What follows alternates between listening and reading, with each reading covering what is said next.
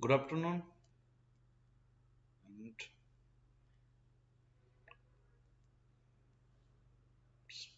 start time out.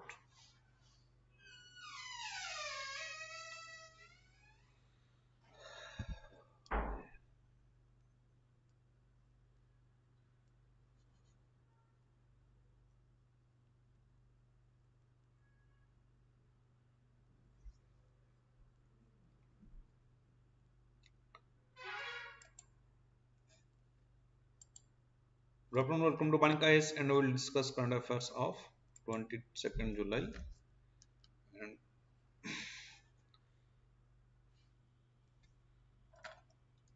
consider the first option. Consider the following options. About Indian citizenship. Under Indian Citizenship Act 1955, persons of Indian origin are not allowed citizenship of two countries. Yes, under Indian citizenship it is right. Citizenship of two countries is not allowed under Indian Citizenship Act 1955.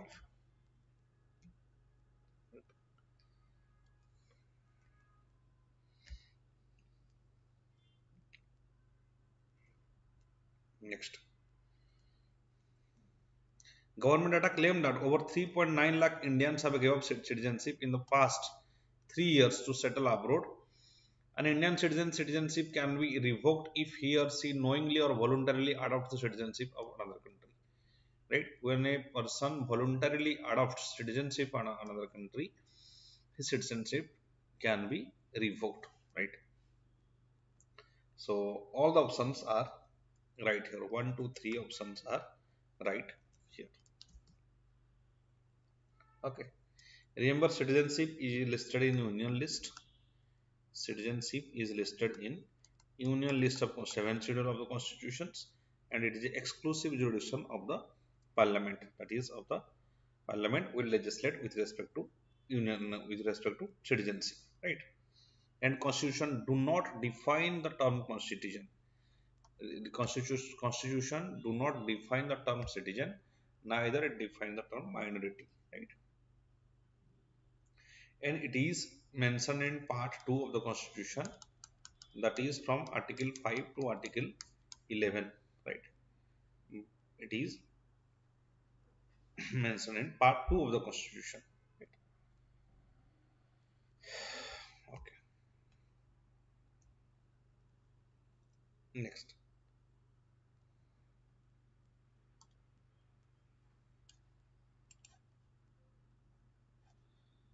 Consider the following statements regarding minorities in India.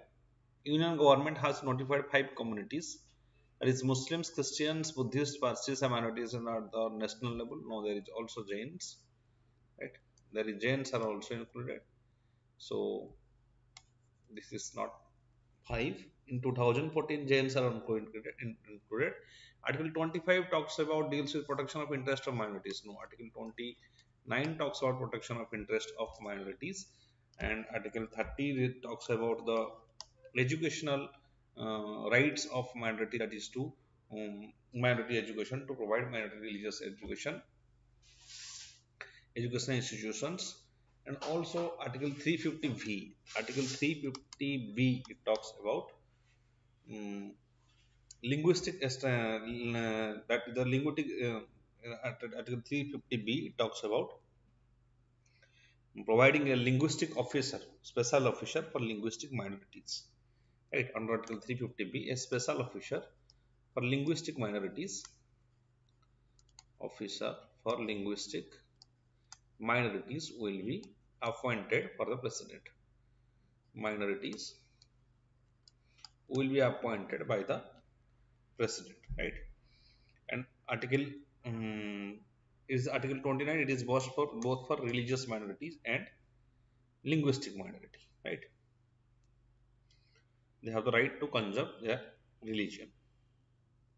Okay, so here neither one nor two are the sentence are correct. Six has notified 6 communities, right? Next.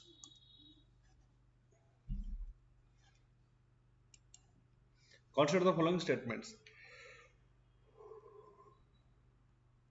Regarding National Commission for Minorities Commission has initially envisaged as Ministry of Home Affairs resolution. Yes, it is ministry. Initially, it is envisaged in Ministry of Home Affairs resolution, and the vast National Commission of Minorities as a statutory charters got in 1993. Yes, it becomes a statutory body, that is by Act of Parliament in 1993. Every member of the commission holds office for a period of 5 years. No, it is not 5 years. It is for a period of 3 years. Right? It is a period of 3 years. It consists of a chairperson, vice chairperson. Minority Commission consists of chairperson,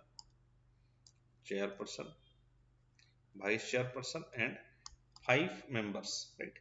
And 5 members who are from minority communities, and 5 members who are from minority communities, and the tenure is 3 years, right? Remember, there is also yes, minority is not defined in the constitution. We know it, and there is also another thing is that according to Supreme Court judgment, minority who is a minority, who is a not, that will be decided on the basis of state. That means in a particular state, a particular minority may happen; in another state, another minority may happen. Right? And who is a minority and who is not a minority, that will be decided by the central government. Remember. So here the options 1 and 2 are right. It is a period of 3 years, and there are one chairperson, one vice chairperson, 5 members. They are appointed by the president. Consider the following about genetically modified crops. They are that type of plants whose DNA has been modified through genetic engineering for embedding a new trait of the plant to the plant. It improves production and raises farmers' income. Yes, new trait. Use of unapproved GM variant can attract a jail term of 5 years and fine of 1 lakh on Environmental Protection Act. Yes, this is also right. Under Environmental Protection 1989, it can bring a jail term of 5 years because genetical variant, for example, India has allowed only VT cotton. Till now, only VT cotton is allowed by Indian government for cultivation. But VT brinjal or DMH mustard, this such type of GM crops are not allowed by the Indian government. So if a person is uh, cultivating such type of variant, then he will get a punishment of 5 years. Why so much 5 years? Because these genetically modified crops, before they are getting the approval, there is a long-term research on their potential repercussions that may happen when it is used by the masses. It may bring some genetic mutation, it may have long-term effects, it may have long-term effects, maybe cancer or anything like that, we don't know. So it is studied, the long-term effect of DMS mustard or the long-term effect of BT brinjal is now studied by the government, now under observation. So such type of cultivation may create harm to the human health of other people. That's why GM variant cannot be cultivated. So all the statements are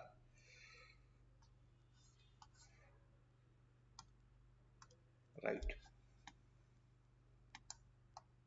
Then consider the following statements about Mission Bunyad. What is Mission Bunyad? It is launched by Odisha government. No, it is not launched by Odisha government. It is launched by Delhi government especially. So this is wrong. This is launched by Delhi government. Mission Bunyad is launched by Delhi government uh, to improve the learning skill of children studying in state and municipal run school. It is to bridge gap. It is to bridge gap the between the children during the COVID-19, right? During the COVID-19, many of the children, they have forgotten the basic numeracy. The basic numeracy,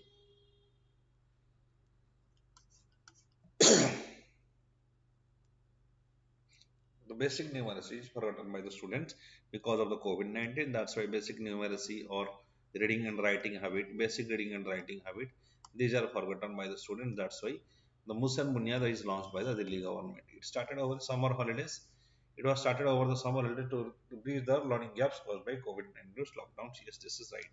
Tamil Nadu government has also started. Tamil Nadu government has started the Inum Ijuthum scheme. Remember, Inum Ijuthum scheme. It has also started by the Tamil Nadu government to bridge the learning gap created due to the COVID lockdown. Right. So similarly, Delhi government has also launched that. So two only is the right answer. Next.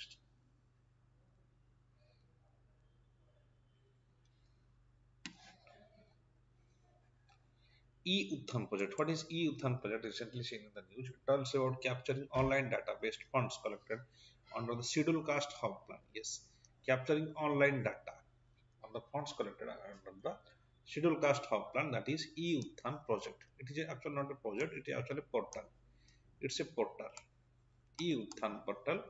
It is regarding online data based on fund allocated under scheduled caste plan. It is launched by Ministry of Social Justice. It is launched by Ministry of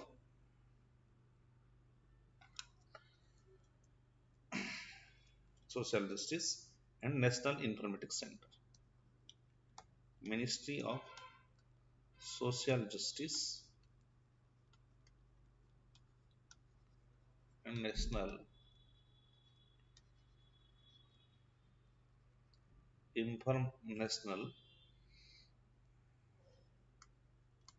Informatics Center, NIC. That is E-Uthan project. Right.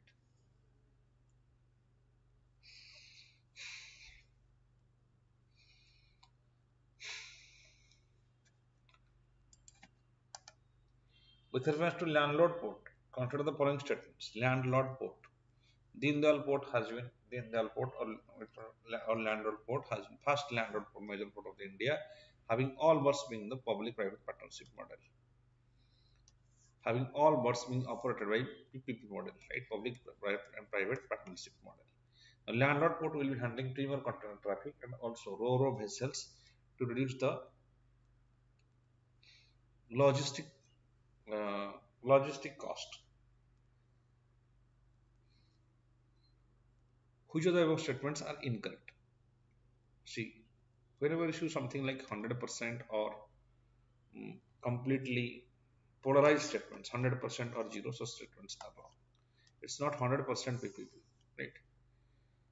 This will be handling premier content traffic. Yes. So first statement is wrong. Only second is the right, just by logic. Then, what are the major possible conditions that make Kuno Palur National Park a suitable site for reintroduction of cheetahs? If all the statements in such type of questions, if all the statements are normal statements, balanced statement, we show a particular objective, then all are right. The action plan for cheetah translocation KNP has been developed in compliance with International Union for Conservation of Nature guidelines. Obviously, those guidelines should be followed. Kuno Palur National Park has an adequate prey base along with suitable carrying capacity. If it is a national park, means there is obviously adequate prey, right? Otherwise, they would not have been shifted. Simple settlements. It is devoid of human settlements from part of the Shiopur deciduous open forest landscape and the estimated to have a capacity to sustain 28 cheetahs. So, yes, it is rewarded because if it is a national park, then obviously there is core and the core area and there is buffer area. So obviously there will be no human settlements because human settlements are not allowed in case of national park. It may be allowed in the nearby area of a sanctuary, not in a national park. So it is devoid of human settlements. So all the statements are right here.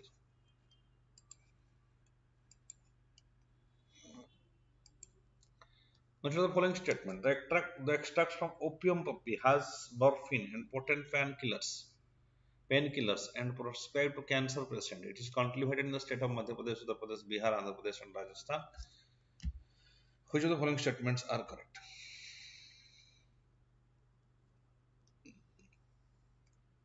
Yes, it has morphine and potent.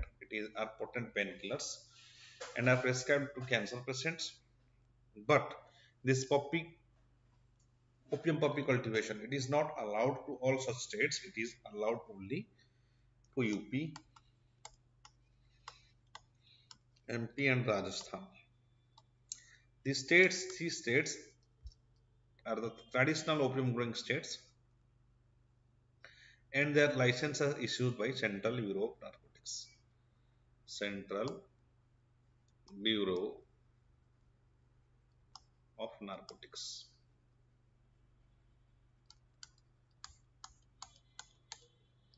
So the second statement is wrong. Only MP, UP and Rajasthan. So one only is the right answer.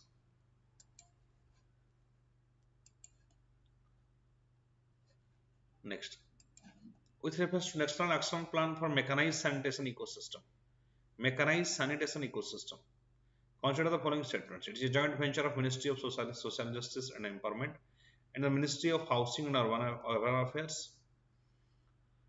It is to achieve zero fatalities in sanitation work.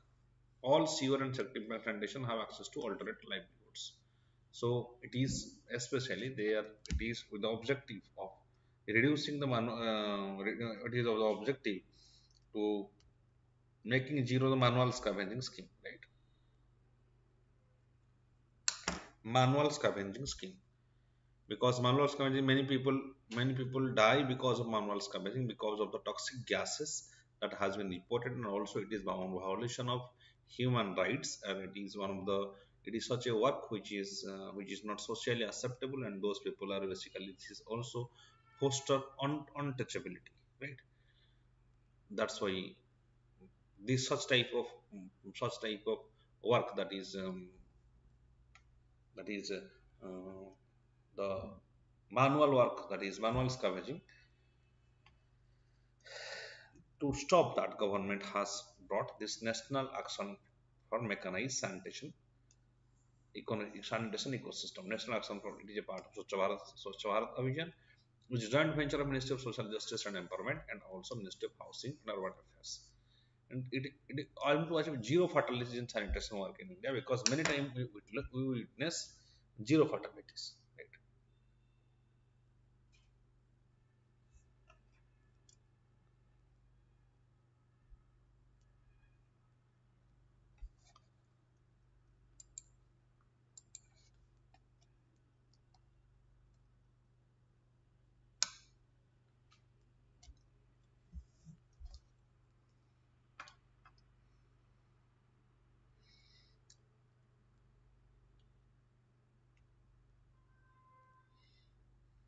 Okay.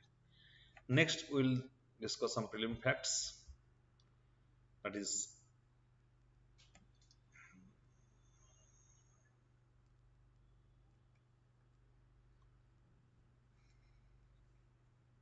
renunciation of Indian citizenship. Recently, government data claims that over 3.9 lakh Indians have gave up the citizens in past 3 years to settle abroad. 3.9 lakhs Indians gave up their citizenship. America was the top choice among the 103 countries that immigrants settled. 2021, more than 1.63 lakhs Indians relinquished their citizenship in 2021 alone. More than what 78,000 took US citizenship. So most of are getting citizenship of the United States. While 1.44 lakh Indians gave up their citizenship in 2019, the number fell to 2020 in 85,756 in 2020 before rising against the last year. The reason, most common reason was the personal reasons. That's why they are getting settled in the Indian citizenship. They are living in Indian citizenship and settling abroad. Next, other countries. Apart from choosing other countries such as Singapore, Sweden, many of them have also renounced their citizenship for Bahrain, Angola, Iran, and Iraq. Bahrain, Angola, Iran, and Iraq. 1% took citizenship of Burkina Faso in 2021. More than 1,400 people have citizenship, and while 48% renounced their citizenship for Pakistan's Iran citizenship for Pakistan. Most citizenship acquired is United States, Australia, Canada, and United Kingdom. You don't need to remember all these statistics. You just have to have an average idea regarding the person who are taking citizenship in the other states. Especially, you should take the idea that majorly these four countries are chosen by the people who want to settle abroad, especially United Kingdom and United States, Australia, and Canada. Okay, next, religious. Supreme Court held that minority status of religious and linguistic communities is self-dependent. Minority status of religious and linguistic communities is self-dependent. Okay, That's why it is in news. Okay, let's. Okay, what is the news? The court hearing the petition complaining that followers of Judaism, Baha'ism, Hinduism, who are real minorities in Ladakh, Mizoram, Lakshadweep, Kashmir, Nagaland, Meghalaya, Arunachal Pradesh, Punjab, Manipur cannot establish and administer educational institutions of their choice because not identification of minority at the state level, thus jeopardizing their basic rights guaranteed under Article 21, Article 29, and Article 30. So, especially Judaism, Baha'ism, and Hinduism. Right? Judaism, Baha'ism, and Hinduism, they are minorities in. Suppose, for example, Hinduism is minority in case of 6 states and 3 union territories, but they are not able to establish their minority education institutions, right? Under Article 29 and Article 2030, Article 30. That's why they claim that their fundamental rights are getting violated. The opinion of the bench, the court held that every person in India can be a minority in one state or other. Right? It is Supreme Court has held that every person in India can be a minority in one state or other. So a religious or linguistic community that is a minority in a particular state can be inherently claim protection and right to administer and run the own education institution under Article 29 of the Constitution. So whenever in one particular state, if a community is a minority, they can run their education institution under Article 29 under Article 30. Right?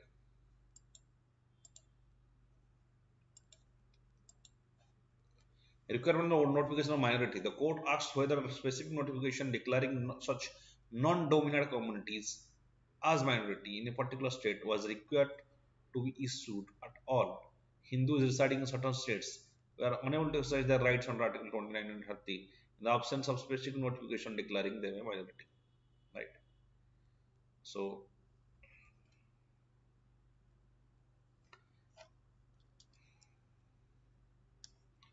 so they are not able to exercise their rights as a minority. Hindus residing in 6 states and 3 union territories issues the primary concern of general perception that the Hindus are a majority. There is general perception that Hindus are in majority.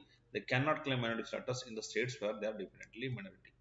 This is general perception. Hindus are merely 1% in Ladakh, 2.7% in Mizoram, 2.7% in Lakshadweep, 4% in Kashmir, 8.7% in Nagaland, and 11.2% in Meghalaya, Arunachal Pradesh, 48.49% in Punjab, 41% 29 in Manipur. The recognition of Muslims, Christians, Christ, Buddhists, Parsis nationally by the center as minorities ignore the fact that religious communities like Hindus are socially, economic, political, non-dominant and numerically inferior in several states. So, but these issues are not addressed. That is, these issues are of Hindus are not addressed by the government. In case of linguistic minorities, in Punjab, Hindi-speaking people are in minority.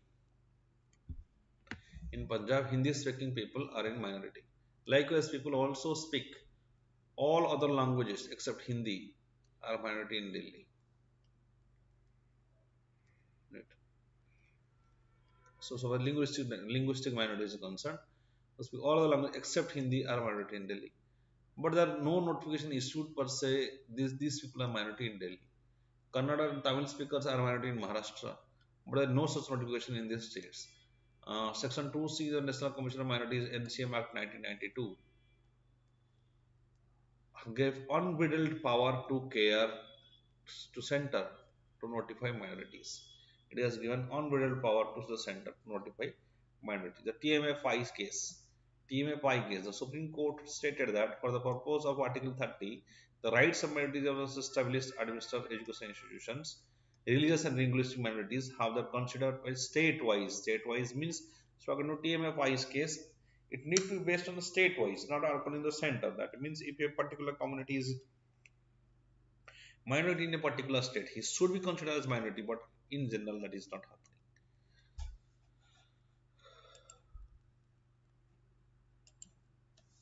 Genetically modified coffee in Ghana.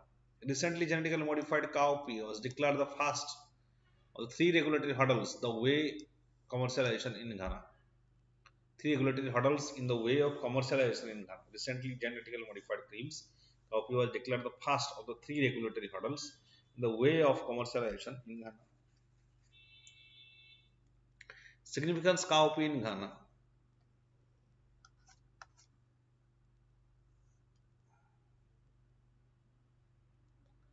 Okay, what is this cowpea? It is a black-eyed pea from some part of the world. It is a major source of protein in Ghana and the rest of the subcontinent. It is integral to food security, Ghana's food security. That is cowpea. It is a staple, especially in the northern part of the Ghana, where it is second only to groundnut in terms of area cultivated.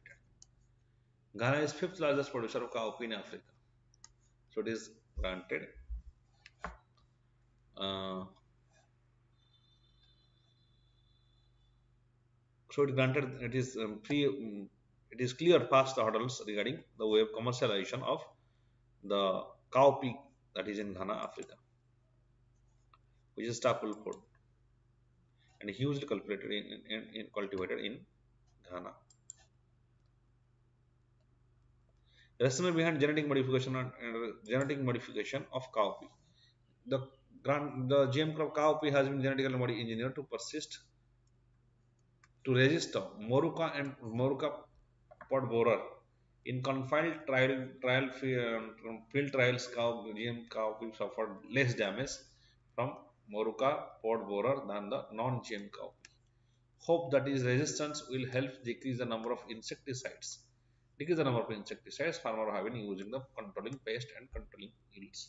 So especially always remember that the primary nature of a GM crop is basically against these are against the pests or insects, and they have high productivity and they are high disease resistant and high resistant to extreme weather conditions. It may be rainfall, it may be temperature, it may be moisture, it may be any other things.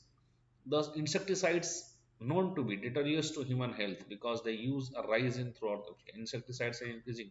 So obviously they are chemicals, they are poisonous, they are entering our food chain, and there is biomagnification happen. Biomagnification means concentration of these aflatoxin substances inside the food chain. That means inside our human body can be called as biomagnification. So such type of insecticides or pesticides as their chemicals, they may induce various problems in our body. They may be cancerous because many times we see those areas where in case of in Punjab, in some areas because of excessive fertilizers use, many people are suffering from cancerous disease.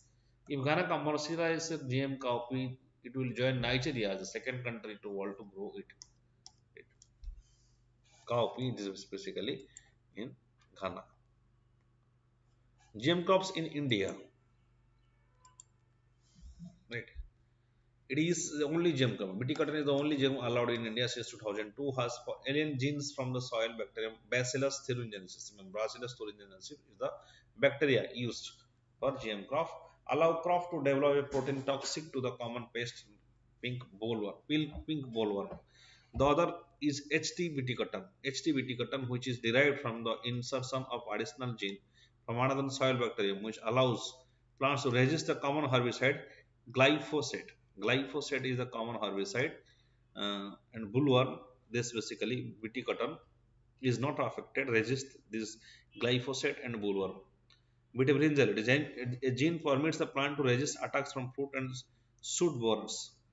BT mustard, the government put hold on commercial release of GM mustard due to still opposition from the anti-GM activists and NGOs. So it has put a hold on the BT mustard because there is no long-term assessment, because nobody is sure regarding the long-term impact of such BT mustard. See, BT cotton is not consumed; it is just used as a textile. But when you consume something, then there may be severe repercussions. There may be anything that may happen to our body, or it may change our bring genetic mutation, or anything like that.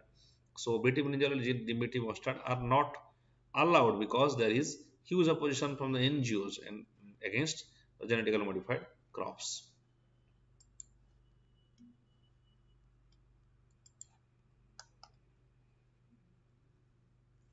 India Innovation Index. India Innovation Index. Recently, Niti Aayog said that it will release third edition of its India's Innovation Index, Niti Aayog, right? So remember, if any index is released, it is released by Niti Aayog body. It is an innovation index released by Niti Aayog and the Institution of and the Institute of Competitiveness every year. Previous edition, the first and second edition launched in 2019 and 21 respectively. It is to rank states and UTs based on the scores, recognize opportunity, challenges, and assist tailoring government policies to foster innovation. To examine states' innovation capacities and ecosystem at sub-national level highlights the recent factors and catalysts promoting such crisis-driven innovation. Crisis-driven innovation means if a particular country is suffering from, for example, cyclone, so there should be innovation regarding disaster management, right? So these are crisis-driven innovation. So this will foster competitive and cooperative federalism among the states. Competitive federalism means states will compete among each other based on their ranking indicators. New framework presents a more nuanced and comprehensive outlook for measuring innovation performance in India. For measuring innovation performance in India.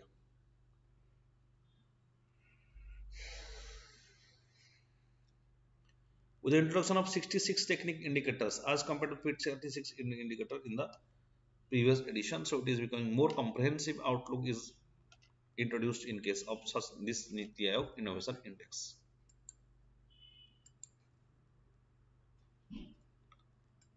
Next, the index evaluates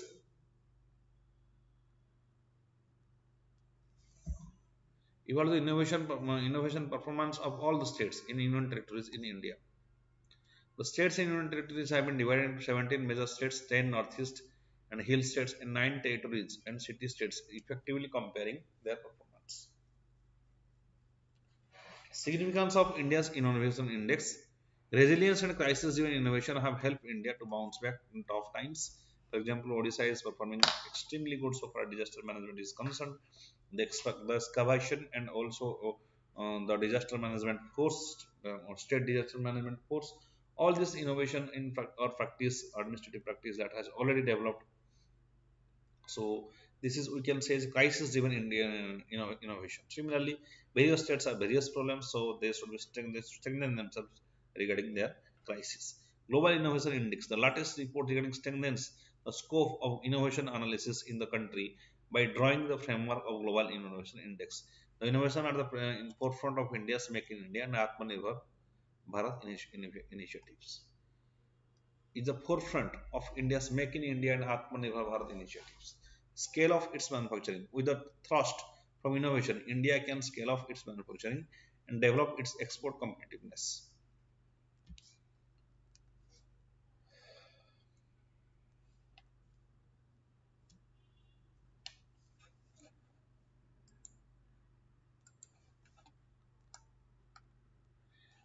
Next, identifying strength and weakness. It portrays the innovative capabilities of the states, highlighting their strength.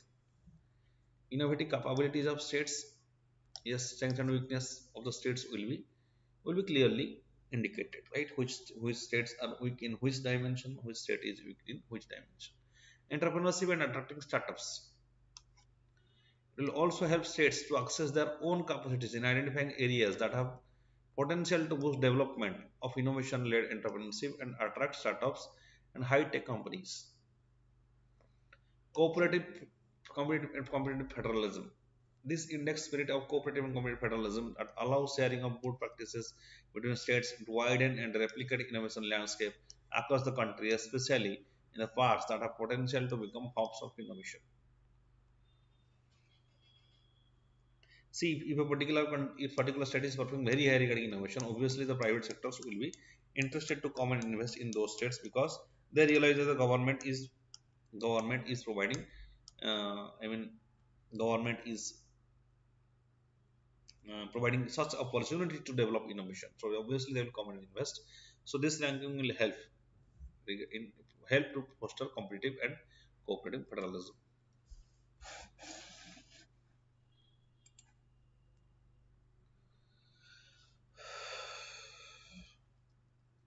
Okay. Now the conflict is between the 69 Constitutional Amendment Act and the anomalies, and if that led to recent reported conflicts between the elected representatives and the institution of Lieutenant Governor in the administration of Delhi. Do you think that this will give rise to a new trend in the functioning of Indian federal politics? So this is the question regarding the conflicts of the relationship between the Delhi government and the Governor office. Okay. See, Delhi is it is a union territory, but as is it is a larger in size, there is a legislature, right? So, so it has become a state. Earlier it was become a union territory. It was so it is so there is a chief minister and there is a there is legislature as well. Only Delhi and Puducherry has legislature, and these uh, they are they have a special stature of Delhi and Puducherry as compared to other union territories. Delhi has a peculiar federal structure. Both 69th Constitutional Amendment Act, Delhi was union territory. It is a union territory, right? Before 16th Commandment Act 19 Delhi was a union territory, and amendment redesigned as a national capital of Delhi, designated administered Delhi as a lieutenant governor (LG). Further, it created legislative assembly and council of ministers in Delhi. The assembly can make laws in all matters of the state list except public order, law, and police. The council of ministers, headed by chief minister, and also an advice of LG is exercised his function except so far he is required to act in his discretion. So, the council minister, headed by chief minister, aid and advise the LG in exercise his functions and except in so far as is required to act his discretion. This is what the so especially it says the 69th amendment says that the chief minister aid and advise the governor and the council minister aid and uh, advise the uh, lieutenant governor who will exercise his function except insofar he is required to act in his discretion. Right? So he'll exercise the functions according to the advice given by the Delhi chief minister. Both cases, conflicts between LG and government have largely happened due to the exertion of the discretion of the LG in regard to matters such as appointments, like that of parliamentary secretaries. The ambiguous with respect to discretion, with respect to the discretion of LG, have resulted in a tussle between his office and the government. The government has accused LG of acting on behalf of the center to prevent proper functioning of the government. As there is two different parties for a long time, Delhi, after the 69th Amendment, for the long time there is a both Congress government was ruling in the center and also in the state of Delhi. So there is no political opposition. But at present time, there is the Aam Aadmi Party in Delhi since ruling since last around 7 and 8 years, and there is NDA government in the center. So obviously there is a political opposition between the two political ideologies. So that is also a factor. There is politics behind these conflicts. In the claims that the LG should not should act on the aid and advice of COM on matters except those set in the amendment. Since Delhi is a seat of both national capital territory as well as the central government, the center is bound to have a say in the matter of the city. At the same time, LG should not interfere in the day-to-day running of the government. The LG has a dual role to play: administrative and constitutional head. A balance of jurisdiction need to be determined by so that citizens don't suffer as a result of policies happening due to the top four. The ultimate result is the governance of the beautiful people of the Delhi. So LG should not interfere in the day-to-day running of the government. In certain matters, for example, law, police, and land, there is no jurisdiction of the Delhi government. So, but in all other cases, lieutenant governors should not interfere in day-to-day matters, and it is extremely difficult to delegate to, um, I mean, write every jurisdiction of the lieutenant governor because there are so many functions, complex functions of the government, and there should be a balance between administrative and between the as a role of administrative head or religious head, or constitutional head. Right? He also represents the center.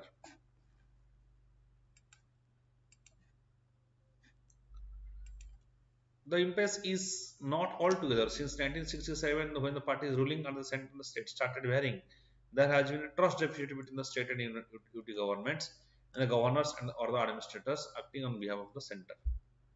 Right? Official governor is always a completed office because they are appointed by the central government, and also they have their discussions, and also there is as they are not granted the their work during the pleasure of the president.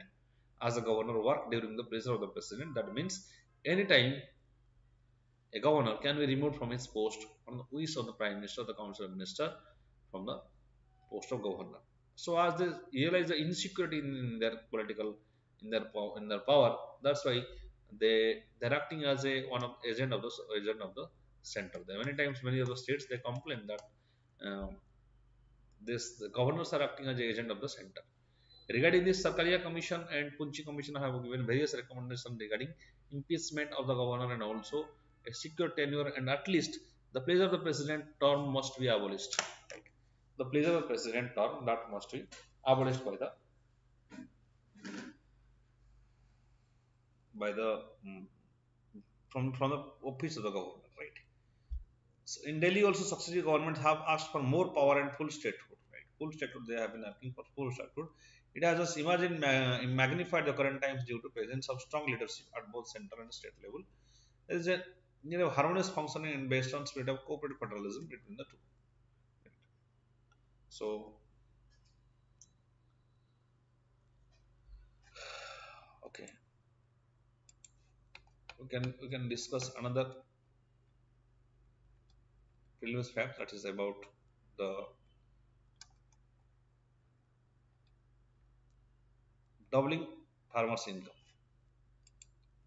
Regarding okay, recently Ministry of Statistics and Program Implementation, National Statistical Office NSO conducted situation of assessment survey for agriculture and household survey and said the average monthly incomes of agricultural household have risen, but it has not doubled. What can I do for for doubling farmers' income? For example, we need a series of agriculture reforms, and we, in case of farm laws, that agriculture one of the reform was farm laws, but unfortunately it is not passed by the unfortunately it is not being implemented due to series of protests by the farmer organizations. For doubling farmer income, also we need a huge amount of reform. With the reform, we cannot say that the incomes of farmers will increase, right? So, what is the background? Interministerial committee government has constituted an interministerial committee in 2016 to amendment to examine the issues related to doubling farmer income and recommend strategies to achieve the same. Right? In 2016, the committee was established to regarding doubling farmer income. The DeFi strategy recommends recognition of agriculture as a value-led enterprise, identifying seven more sources of the income growth: improvement in crop productivity, improvement in livestock productivity, resource use efficiency, saving cost of production, resource use efficiency. That means if I have a tractor that should be used in efficiently, that should cost of production should be reduced. Then increase the cropping intensity. That means, for example, in many areas there is subsistence agriculture. Subsistence agriculture means they just cultivate only those amount of foods which are required for their eat. That is, they are not cultivating for commercial purposes. So there need to increase the cropping intensity. And diversification towards high value crops. High value crops means we should not stick to only rice and wheat. We have to also cultivate some high value crops, for example, like peanuts, like other um, crops that creates huge income. That, for example, sugarcane from peanuts, all these things. Improvement of real prices received by the farmers. That means real prices means many times there is a middleman. They enjoy many of the money. So because of the financial stress, farmers sell their products or their crops at low price. So such things need to be abolished. Shift of surplus manpower from non-farm occupations. There is a disguised employment in case of farming. We said disguised means more than the number of people required. They work in farming, so they need to be transformed from non-farm occupations in even in rural areas, right? And we need to give them certain skills or making them employment in case of small manufacturing sectors or food processing sector, so that by any means we have to shift the surplus manpower from farm to non-farm occupation so that their income will rise. So what is the need? According to United Nations, if you are investing in agriculture, then it is rather than investing in any other sector, the poverty reduction is double. Because in case of India, around 70% of people are indirectly or indirectly dependent on agriculture, and 50% of people are directly dependent on agriculture. And among those people who are directly dependent on agriculture, around more than 85% of them belongs to will have small land holding, that is less than 2 hectares. So when they have small land holding and many of them are unproductive, as and that is primarily majorly dependent, half of our land is majorly dependent on rain-fed farming. So in such a situation, if our government is investing in money, then poverty reduction will be higher. So if you want poverty reduction, then invest in agriculture, because the small farmers, they are in agriculture, there are many sustained farmers, so they will get the benefit. So what is the need for doubling farmer income? Past strategy of development agriculture sector has been focused primarily on raising the agriculture output and improving the food security. Earlier we have agriculture to improve the food security, because in 1960s we suffered a very severe famine. After that we started our green revolution in Punjab, Haryana and Western Uttar Pradesh. The net result has been that farmers' income remained very low, which is evident from the incidence of poverty on farmland households. Even we see the most of the farmers who are small scale farmers, they belong to poverty and suffer a lot. Low level of absolute income, as well as large disparity between income of a farmer and non-agricultural worker, constitute important reason for the emergence of agrarian distress in during 1990s. Emergence of agrarian distress starts during 1990s because of the low level of income and large disparity between the income of a farmer and non-agricultural worker. Income of a farmer and non-agricultural worker, there is a very huge gap in the income level, right? The distress is spreading and getting severe over the lifetime, impacting almost half of the population of the country that is dependent on farming, right? Farming that is reducing. The country has witnessed sharp increase in the number of farmer suicides from 1995 to 2004, right? 1994 to 2004, we witnessed sharp increase in the number of farmers, that is because of farming distress. The low and high fluctuating farm income is causing the detrimental effect on the interest of the farming and farming investments. It is also forcing more and more cultivators, particularly young age groups, to leave farming and go for other sources of income. Right. It is apparent that income earned by farmer from agriculture is crucial to address. Yes. So you have to increase the agriculture income to reduce the agrarian distress and promote farmers' welfare. That is welfare of 50% of the population of India. Therefore, the goal is set to double farmer income by 2022 or 23 is central to promote farmers' welfare, reduce agrarian distress, and bring parity between income of farmers and those who are working in non-agricultural income. So, the agricultural income that need to be strengthened, that should be at par with the other non-agricultural incomes of the households. So, the lectures end here. Like this video, encourage us, and subscribe to VANIK-IAS. Thank you.